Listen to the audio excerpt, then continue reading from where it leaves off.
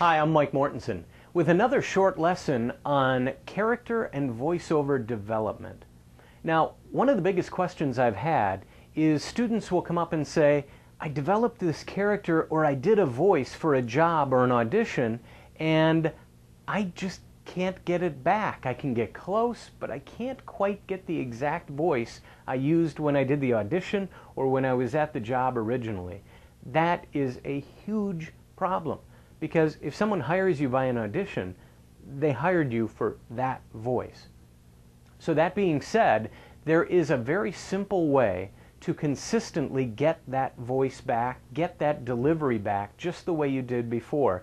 And it's what I like to call my voiceover and character recipe, where we actually take ingredients for every single type of voice, put them together in a certain order at a certain time in certain quantities, and we come up with consistent voices time and time again. Let's take a look at a simple example. And here we are. Welcome to the VoiceOver Character Kitchen, I guess you could call it, where we actually have a recipe generator, I like to call it.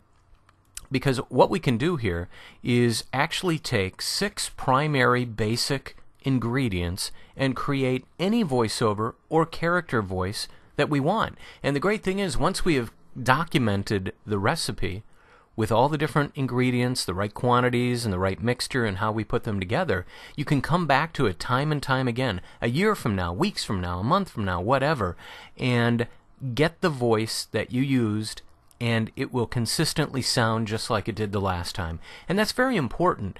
When you think of doing a job and a producer calls you back a week later, a month later, maybe a year later, and says, hey, we need to retake one line in that commercial you did, or one line in that voiceover you did. Well, they're going to need that voice to sound exactly like it sounded when you initially did it. So you're going to want to have a recipe that you can go to and on demand get that voice right back. And well, I tell you what, that's very valuable. If you can do that, you're going to be in high demand from a lot of different voiceover professionals. Now, within each of these ingredients, obviously, in further lessons, we go a lot deeper, because each ingredient, these are just kind of ingredient categories. Within each of these categories, we have ingredients that fine-tune the voice and really make good to great. You know, like if you were in the kitchen and you had something, your recipe called for a sweet ingredient, or a salty ingredient, or a bitter ingredient. Well, in each of those categories, there's a lot of different ingredients that add nuances or have just a little bit of a different feel or taste to them. So sweet might be brown sugar, it might be refined white sugar, it might be honey. You know, each one of those is radically different from the other, but they still fall within the same sweet ingredient category. So you can see where that's very important. But just to get us started in one direction, let's start with the real basics. And first off, we'll look at this like a clock and just kind of follow it around from noon all the way to 6 to 8 to 10 and back to noon. We'll start with pitch. To start your voice, obviously you have to have a pitch. And that is simply a high pitch, a medium natural pitch that you would speak normally, and maybe a low pitch. So those are basically the 3 common pitches that you'd have to choose. Then you have to choose a pitch characteristic.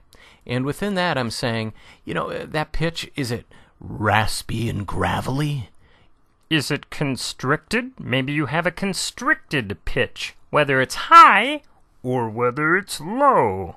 You know, you apply this characteristic to that pitch, or it could be breathy. These are just examples. Again, the sky's the limit. Whatever you decide is right for your character. I just wanted to put some things in here to give you a start to understand where we were going. Then you have to place that voice somewhere in your body, meaning literally, where is that voice coming from? Is it coming from your throat? Is it coming from, your nasal area? A lot of people speak through their noses, and it has a very distinctive sound. Or is it coming from your stomach? You know, sometimes when you speak and it's coming straight from your diaphragm, you feel it coming all the way from the bottom of your gut. that's a certain sound. Or maybe it's coming from the front of your face. It really does have a different feel. You can feel it at the front of your face. So all of these things come into play. You pick the pitch, you apply a characteristic to that pitch, then you place that voice somewhere in your body, and then you figure out what exactly is your mouth or your face doing at this time.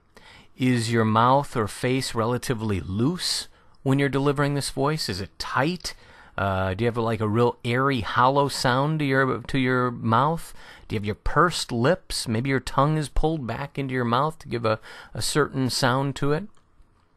And a lot of times, too, with your mouth work and your face work, it actually will make you feel like that character. If you purse your lips all like that, you might even, you start sounding a little bit. You don't even have a choice, because you actually start feeling like the character when your face and your mouth start taking on the appearance of that character. Then, of course, there's tempo, which is very simple. Do you speak fast? Do you speak medium, natural? Or do you take your time and speak nice and slow and really think about what you're saying? That's tempo, so you apply that to it. And then, of course, there's rhythm. People speak either very melodically, just naturally with an average standard rhythm, or there's staccato that people speak. Like you think of Star Trek and you think of Captain Kirk, who's always talking with the, or someone's actually stuttering. You can apply that as well.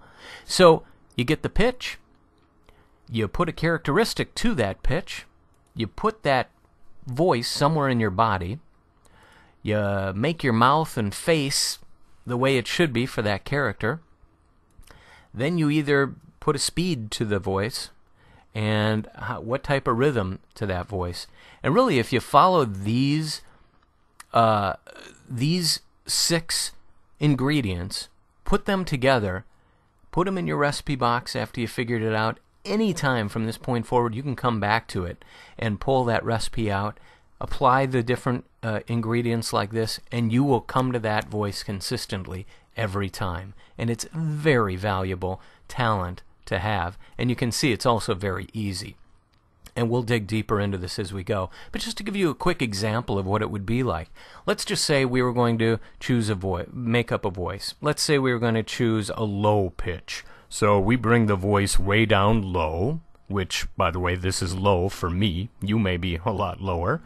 Then we apply a characteristic to this pitch. And let's make it raspy, gravelly, and constricted. So it would be something like, very raspy and gravelly, and it is a little constricted. So there, we've tightened it up a little bit, and we've given it some gravel. Now, let's put this somewhere in our body, and it really feels natural in my throat, and it's also coming from my stomach, 'cause I'm really pushing it through my throat in this gravelly way. My mouth work is, my cheeks are tight. I can feel them tight and pressing up against my eyes. My mouth is somewhat loose, airy and hollow to some extent.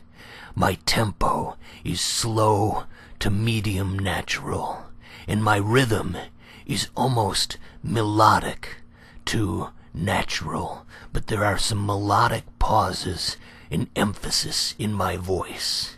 So now, if we take this voice, apply some dramatic music, and then put it to an animated character, this is what it would sound like. I will seek revenge.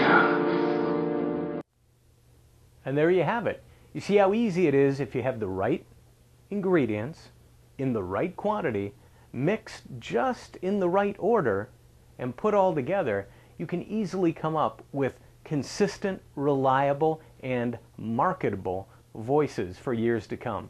I hope it helped, and we'll see you again next time.